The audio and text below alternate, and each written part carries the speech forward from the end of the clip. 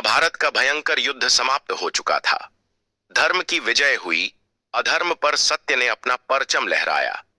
युधिष्ठिर हस्तिनापुर के सम्राट बने और धृतराष्ट्र ने भी पांडवों को स्वीकार कर लिया। अब द्वारिकाधीश श्री कृष्ण को लगा कि उनका उद्देश्य पूरा हो चुका है। उन्होंने धर्म की रक्षा की, पांडवों का मार्गदर्शन किया और अपने समस्त दायित्वों को निभाया। अब समय था द्वारिका लौटने का। इस समाचार को सुनकर सभी लोग एक एक करके श्री कृष्ण से मिलने आए। हर कोई अपने भाव व्यक्त कर रहा था, आभार प्रकट कर रहा था।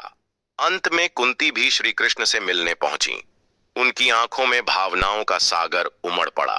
कुंती ने भावुक होकर कहा, हे कान्हा, यदि तुम ना होते तो मेरे सारे पुत्र मारे जाते। तुमने मुझ पर बहुत बड़ा उपकार किया है। तुम तो मेरे लिए भगवान हो।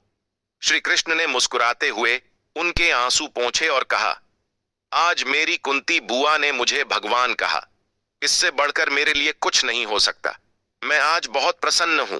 इसलिए सभी से कहता हूं कि जो भी मुझसे वरदान मांगना चाहता है, निसंकोच मांग सकता है। एक एक करके सभी ने अपने अपने इच्छित वरदान मांगे और वहां से चले गए। अंत में कुंती की बारी आई। श्री कृष्ण ने प्रेम पूर्वक पूछा, बुआ, आप मुझसे क्या चाहती हैं? जो भी आप मांगेगी मैं उसे पूरा करूंगा। कुंती ने विनम्रता से उत्तर दिया, लाला, मैं तुमसे क्या मांगूं? तुमने तो बिना मांगे ही सब कुछ दिया है। किंतु यदि तुम मुझे कुछ देना ही चाहते हो तो मुझे ऐसा वरदान दो कि मेरे जीवन में दुख पर दुख आता रहे, एक दुख समाप्त न हो कि दूसरा दुख आ जाए। श्री कृष्ण यह सुनकर स्तब्ध रह गए। उनकी आंखों में आंसू छलक आए। उन्होंने गहरी सांस लेते हुए कहा, बुआ, मुझे नहीं लगता कि आपने जीवन में कभी सुख भोगा है। आपका पूरा जीवन संघर्षों से भरा रहा है। अब जब आपके पास सुख मांगने का अवसर आया तो आपने फिर से दुख मांग लिया। कुंती ने मुस्कुराते हुए उत्तर दिया, हे कृष्ण, वह दुख मेरे लिए लाखों सुखों के समान है, जिसमें तुम्हारी याद सदा बनी रहे। जब जब मुझे दुख होगा तब तब तुम मेरी रक्षा के लिए आओगे।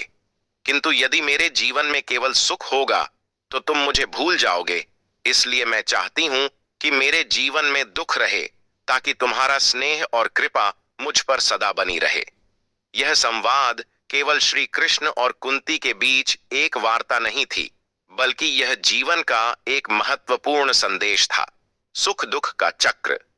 जीवन में सुख और दुख दोनों आते जाते रहते हैं। यदि सुख में हम यह याद रखें कि यह संघर्षों के बाद आया है तो हम अहंकार से बच सकते हैं। और यदि दुख में यह विश्वास रहे कि यह अस्थाई है और भगवान की कृपा से सुख अवश्य आएगा, तो हम हतोत्साहित नहीं होंगे।